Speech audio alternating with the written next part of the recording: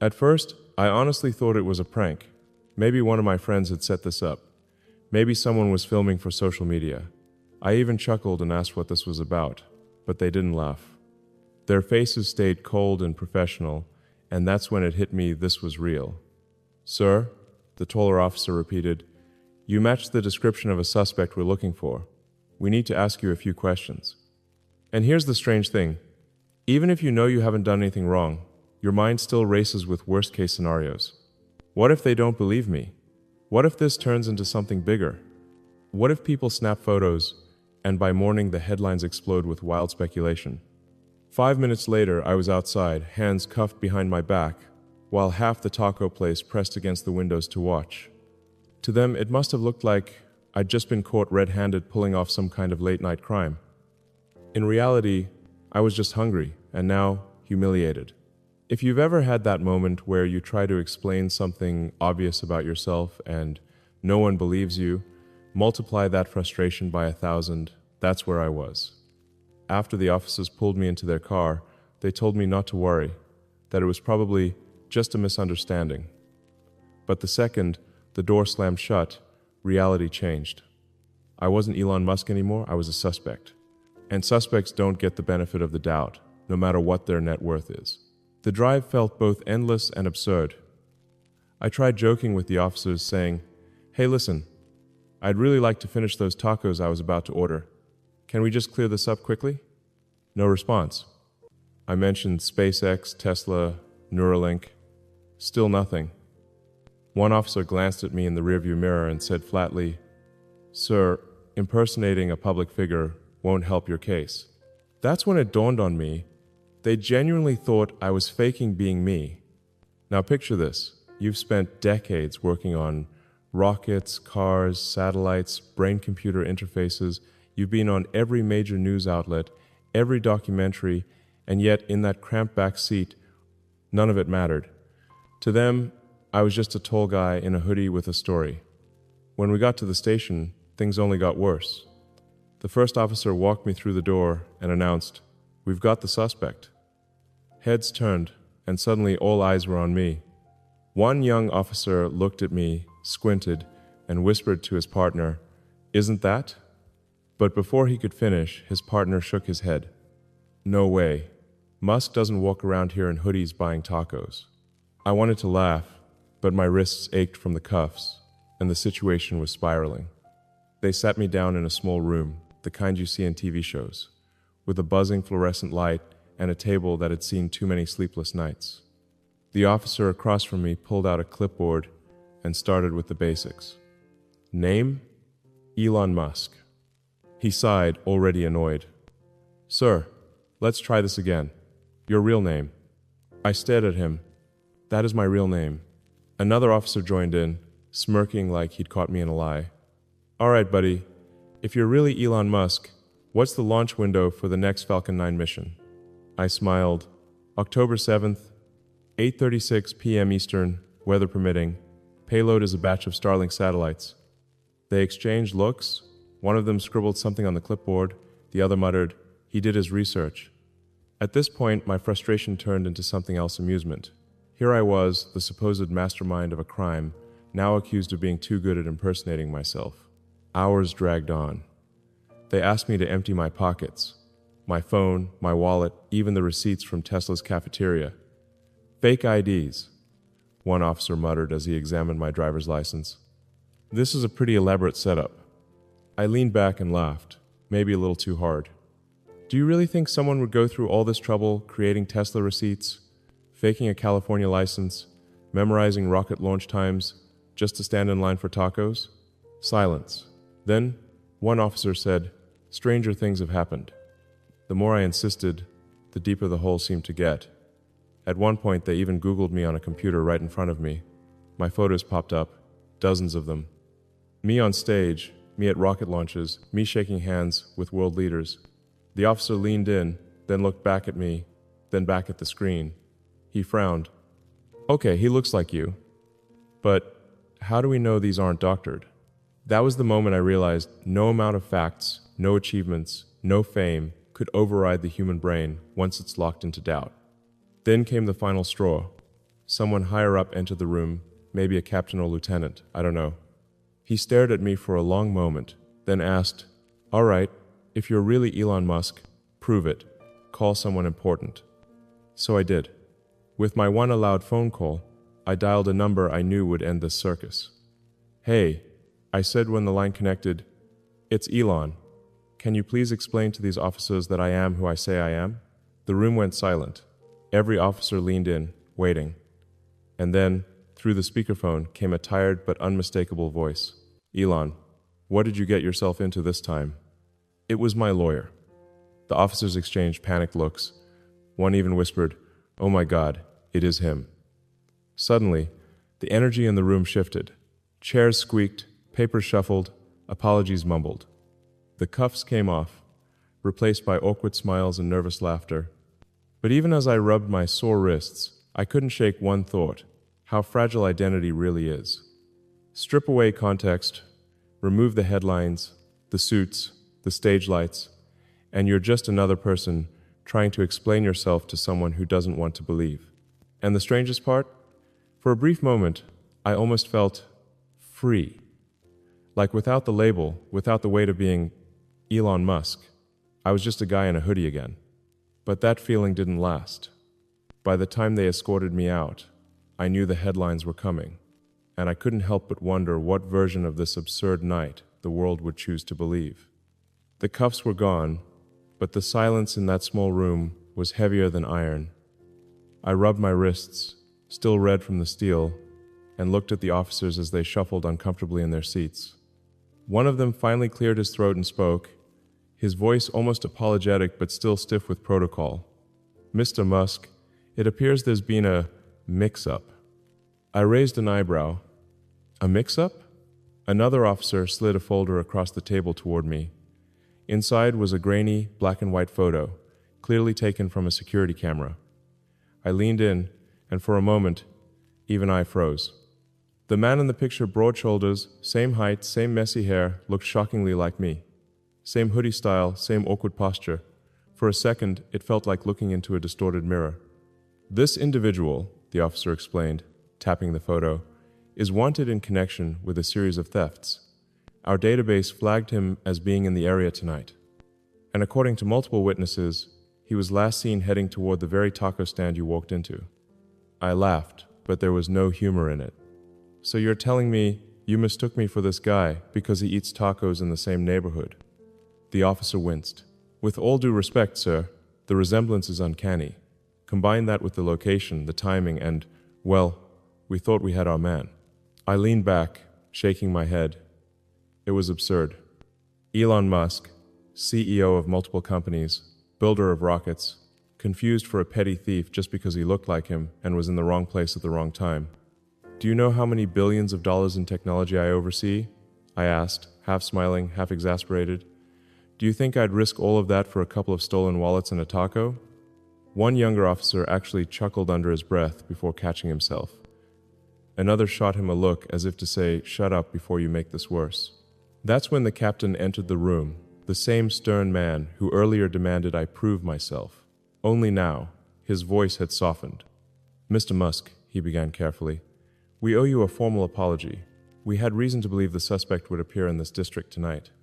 When you matched the description almost perfectly, and the timing aligned, well, let's just say our system flagged you as a high-confidence match." I crossed my arms. "High confidence? Your system thinks the richest man in the world is moonlighting as a local criminal?" He didn't answer right away. Finally, he sighed. "Our system isn't perfect. At the end of the day, it still depends on humans interpreting the data. And sometimes, humans get it wrong." For a moment, I didn't know whether to be angry or amused. But then I realized this wasn't just about me. This could have happened to anyone. Someone without lawyers on speed dial. Someone without the name recognition to eventually get the benefit of the doubt. "Do you understand," I said quietly, "that if I wasn't me, if I didn't have the ability to call in proof, you would have locked me up tonight? And tomorrow the world would read about a thief instead of the truth?" The captain nodded, his expression heavy. "Yes, sir, and we take full responsibility. We are very sorry." They went further. One officer actually brought me coffee, his hands shaking slightly as he placed it on the table. Another muttered, "Big fan, by the way," as if that could erase the hours of humiliation. But apologies, I've learned, don't undo an experience. They don't erase the memory of being handcuffed, of being doubted, of being reduced to a suspect, just because the world decided you looked like the wrong person. As they escorted me out of the station, I glanced back at that grainy photo still lying on the table. That other me, the doppelganger, the stranger whose face had nearly cost me my freedom for the night. And it made me wonder, how many times in life do we get mistaken for someone else? Not literally, but figuratively. How often do people project onto us their own assumptions, their own stories, their own fears until they're convinced they know who we are? We live in a world that thrives on quick judgments, on data that claims to know the truth but often misses the human beneath it. Tonight, I wasn't Elon Musk, the innovator. I wasn't a CEO or a father or a dreamer of Mars. I was just a resemblance, a convenient fit for a story that wasn't mine. And maybe that's the real lesson here. We can't always control how the world sees us, but we can control how we respond when it does. I walked out into the cool night air, free again, but not unchanged. The tacos were long gone, the hunger forgotten. What lingered was something deeper. The realization of just how fragile identity is and how quickly it can be stolen, twisted, or confused. The officers had their apology. The headlines, I knew, would have their story. But only I carried the weight of what it really felt like, sitting in that room, staring at a face that wasn't mine, and yet, somehow, was. It's been several days since that night, and the memory still lingers in my mind like a strange dream. I keep asking myself, did they ever catch the real man they were looking for? The one who apparently looked just like me, who was supposed to be in that exact place at that exact time? I still don't have the answer. Maybe he's behind bars now. Maybe he's still out there, walking the streets unnoticed. And maybe I'll never know. But what I do know is this. I chose not to file a complaint. I didn't call my lawyers, didn't demand someone be punished for what happened. I could have people in my position often do. But I didn't. Because at some point during those long hours of replaying everything in my head, I realized something. Everyone makes mistakes, even those in uniform. Even those whose job is to protect us, to act with precision and authority. And the truth is, their mistake could have ended badly. It could have escalated into something much worse. But it didn't. I walked away with only shaken nerves and a strange story to tell. That's when it hit me. This wasn't about pride, or about being Elon Musk, or about having the power to make it right. This was about understanding the humanity behind the badge. Those officers weren't robots, they weren't flawless guardians. They were people, just like you, just like me. We live in a world that's quick to judge, quick to condemn, quick to demand perfection from others, especially from those who serve. But perfection doesn't exist. Not in the police, not in business, not in life. Mistakes will happen. The real test isn't whether we fall short, but whether we can admit it, whether we can forgive it, and whether we can grow stronger because of it. So I didn't take revenge. I didn't go public to shame them. Instead, I took a step back and tried to see it from their perspective. Imagine being them for a second, standing there, believing you've cornered a dangerous criminal, acting on incomplete data, adrenaline rushing through your veins, and then realizing you got it wrong. That takes courage to admit too. If there's one thing I've learned in business, in science, in life itself, it's this. Humility is not weakness. Humility is strength. It's the reminder that no matter how far we've come, no matter what we've built, we are all human, we are all fallible. And maybe that night was the universe's way of reminding me of that fact. Because when the lights go out, when the titles fade away, when there's no company logo, no headlines, no billions, we are left with just ourselves. People who stumble, who learn, who sometimes get it wrong. And if we cannot forgive that in others, then how can we ever hope to be forgiven ourselves? That's the lesson I took away. Not anger, not bitterness. Just a quiet understanding that sometimes life teaches you more in the moments you least expect, standing on a dark street, mistaken for someone you're not, than in all the years of success, fame, and glory. And maybe, just maybe, that's what it means to truly be human. Furthermore, the incident has strengthened my sense of perspective. We often magnify events in our minds, allowing a single moment to overshadow months or years of experience. Yet, when we step back, we see that life is far larger than any one mistake or misunderstanding. That night, although deeply unsettling, is just one thread in the larger tapestry of my life. It reminds me to weigh events in context, to respond thoughtfully, and to maintain a broader view when confronted with adversity. Finally, the moral that emerges is timeless. Life will always present challenges, misjudgments, and moments of confusion. Our responsibility is not to control every external event, but to choose how we respond. By embracing empathy, patience, and understanding, we transform potentially negative experiences into lessons that shape character and strengthen resilience. Mistakes will happen. Misunderstandings will occur. But how we... Saturday in that church, surrounded by hundreds of people whose lives he had touched, person after person got up and told stories about how Marcus had helped them, how he had believed in them when they didn't believe in themselves. His wife told me something that day that I'll never forget. She said Marcus talked about me all the time, how proud he was of what I was accomplishing, how he wished he could live long enough to see all the things I was going to build. About a month after he passed, I was having the worst day. Everything was going wrong. My companies were struggling. I felt completely lost without Marcus's advice. I was sitting in my office late at night, just staring at the wall, thinking about how much I missed being able to call him. How much I missed his calm voice telling me everything would work out if I just kept doing the right thing. That's when I smelled something familiar, pipe tobacco, the exact brand Marcus used to smoke. He was the only person I knew who smoked that particular blend. He used to light up his pipe when we had our long talks about life and business. I looked around. Nobody was there. All the windows were closed. There was no logical reason for that smell to be in my office. But it was so strong, so real. And with that smell came this feeling of peace. Like Marcus was telling me everything was going to be okay. Like he was still there, still watching out for me. I found myself talking out loud. Marcus, if that's you, I really need your help right now. I don't know what to do. The smell lasted for about 10 minutes. And during those 10 minutes, I felt this clarity I hadn't felt since he died. I knew exactly what decisions to make, exactly how to handle the problems I was facing. But more than that, I remembered his lessons about treating people with respect, about making decisions based on what's right, not just what's profitable, about remembering that behind every business problem are real people with real lives. The next day, I followed what felt like his guidance, and everything worked out better than I could have hoped. But more importantly, I handled it in a way that honored the values he had taught me. Now, you might say that was just my imagination, my brain creating what I needed to feel better. But here's the thing. The advice I felt like I was getting wasn't anything I would have thought of on my own. It was exactly the kind of wisdom Marcus used to give me. Practical, but with this deep understanding of human nature. That experience made me start paying attention to other things I used to dismiss as coincidence.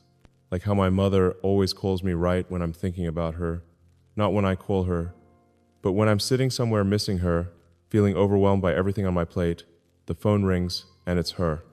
She says she just felt like she needed to check on me. My mother has this incredible intuition. She always has. But it's gotten stronger as she's gotten older. She'll call me and say, I was praying for you this morning and felt like something was bothering you. And she's always right. Sometimes she'll tell me things like, I had a dream about your grandmother last night. She wanted me to remind you to call your brother. And when I call my brother, it turns out he was going through something difficult and really needed to talk.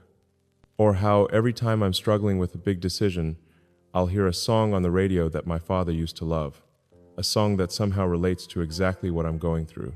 It's like those songs are reminding me of the lessons he gave me that I was too young and stubborn to appreciate at the time. These things happen too often to be random. It's like the people I love are still connected to my life in ways I can't explain. But the biggest change in my thinking came when my neighbor's wife was dying. Her name was Eleanor. She was 84 years old and had been sick for months. Eleanor was one of those people who made everyone around her feel special. She remembered everyone's birthday, She knew all the neighborhood kids by name. When someone was going through a tough time, she would show up with a homemade pie and stay to listen. I didn't know Eleanor as well as I should have. I was always too busy, always traveling. But every time I came home, she would wave from her garden and ask how I was doing.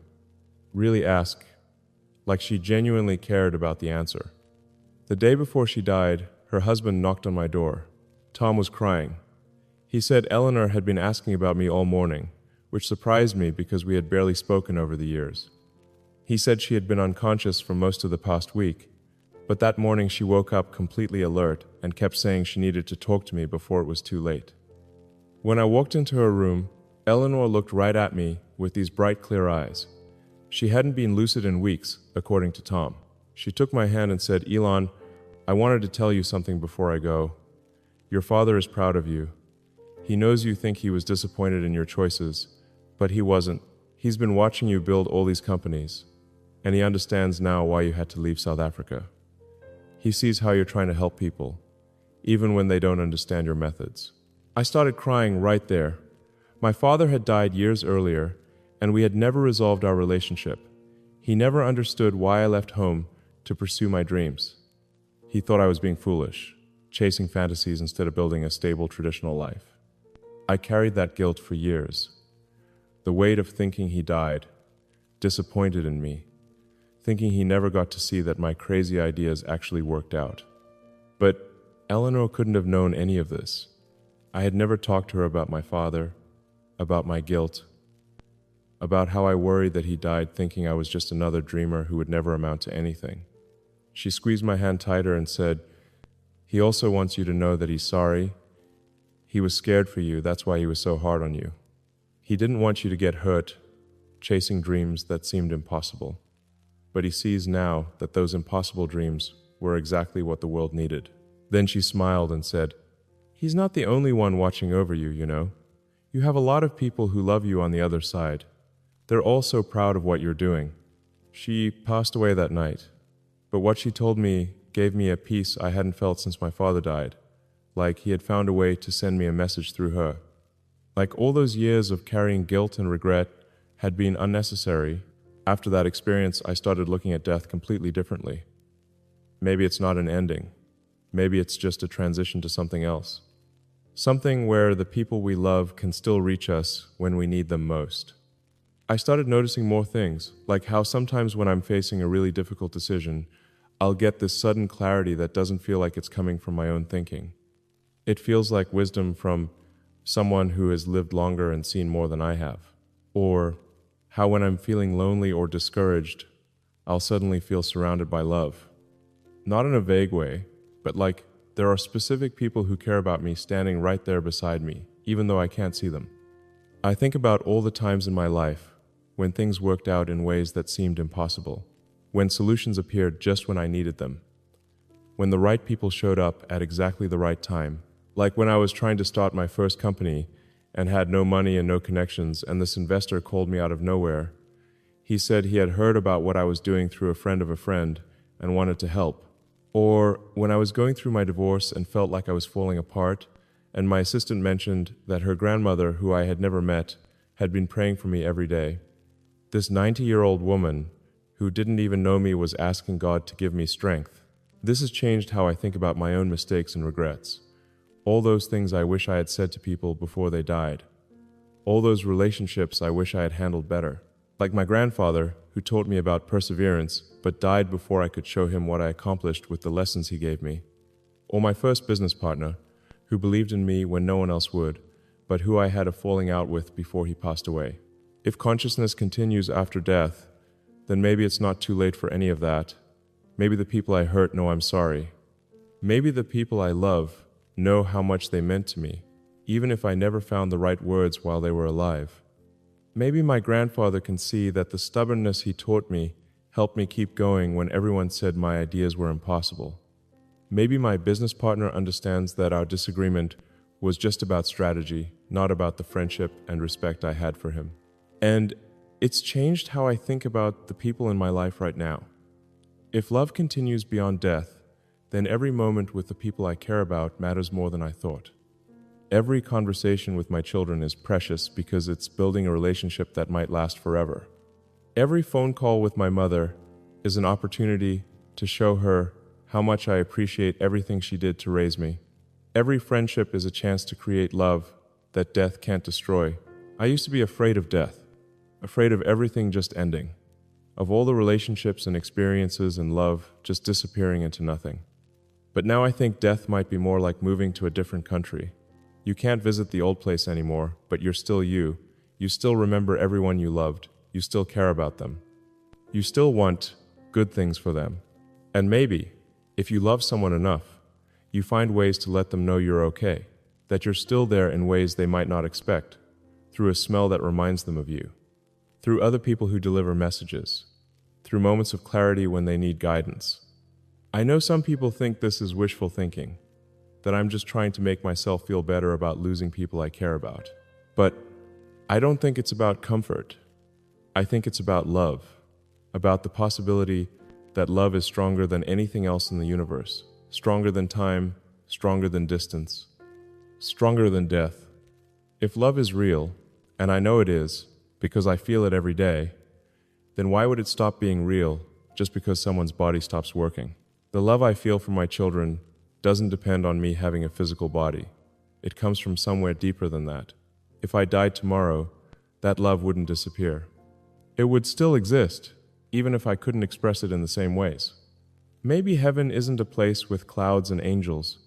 Maybe it's just love continuing in a different form. Maybe it's consciousness freed from the limitations of physical bodies. Maybe it's where we finally get to love each other perfectly, without fear or misunderstanding, or all the barriers that physical existence creates. This gives me hope about everything. Hope that the people I've lost are still out there loving me. Hope that when my time comes, I'll see them again. Hope that nothing we build together through love is ever really lost. It makes every day more precious because I might be preparing for something incredible, something where all the love I've given and received becomes part of something eternal. And it makes me want to live better while I'm here, to love more deeply, to forgive more easily, to appreciate the time I have with people instead of taking it for granted. Because if heaven is real, and I believe it is, then this life is just the beginning of the story. The relationships we build here, the love we share, the kindness we show to each other, it all continues in ways we can't imagine yet. And that changes how I approach every single day. When I wake up in the morning, I don't just think about my schedule or my goals. I think about the people I'm going to interact with, the conversations I'm going to have, the chances I'll get to show love or kindness, because maybe those moments matter more than anything else I could accomplish. Maybe being patient with someone who's having a bad day is more important than any business deal I could close.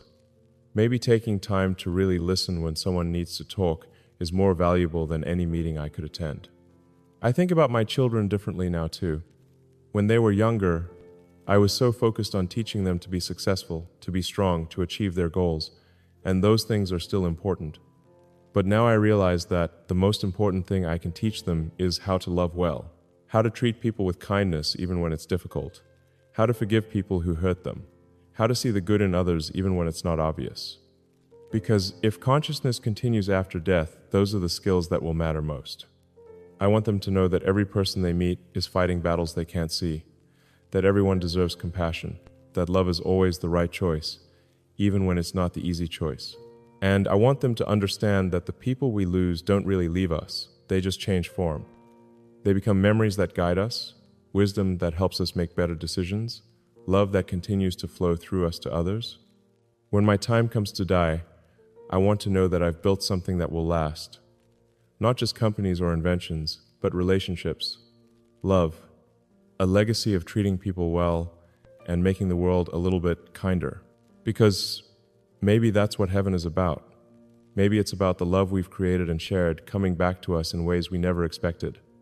Maybe all the kindness we've shown returns to us multiplied. Maybe every person we've helped along the way is there to welcome us home. If that's true, then every day is a chance to invest in eternity. Every act of love is building something that death can't touch. Every moment of compassion is creating something that will last forever. This perspective has changed how I handle difficult people too. You know those people who seem impossible to deal with? The ones who are angry or rude or just plain mean? I used to get frustrated with them. I used to think they were just choosing to be difficult. But now I wonder what pain they're carrying, what losses they've experienced, what disappointments have made them so hard to be around. Maybe that angry person at the store just lost someone they loved. Maybe that rude neighbor is dealing with health problems they haven't told anyone about. Maybe that difficult colleague is struggling with family issues that are breaking their heart. And if that's true, then my response to them matters more than I thought. Maybe showing them patience when they don't deserve it is exactly what their soul needs. Maybe being kind to someone who's being cruel is how love wins over pain. I think about how Marcus used to handle people like that. He never got angry back. He would just look at them with these compassionate eyes and say something like, "You seem like you're having a really tough day. Is there anything I can do to help?" Most of the time, that simple kindness would completely change the interaction. The angry person would soften. Sometimes they'd even apologize and tell him what was really bothering them. Marcus understood something I'm just learning now. That hurt people, but loved people love people. And sometimes all it takes is one person showing genuine care to break the cycle. So now when someone is difficult with me, I try to remember that they might be fighting a battle I can't see. I try to respond with the kind of love that Marcus showed me, the kind of love that sees past the surface behavior to the pain underneath. Because if heaven is real, and if love continues after death, then maybe every moment of kindness I show to a difficult person is actually showing kindness to someone who's grieving, someone who's scared, someone who just needs to know that they matter to somebody. And maybe that kindness doesn't just help them in that moment. Maybe it plants a seed that grows into something beautiful later. Maybe it reminds them that love still exists in the world, even when everything else feels dark. I've started thinking about forgiveness differently too. There are people in my life who have hurt me deeply, people who betrayed my trust or said things that cut right to my heart. For years, I carried anger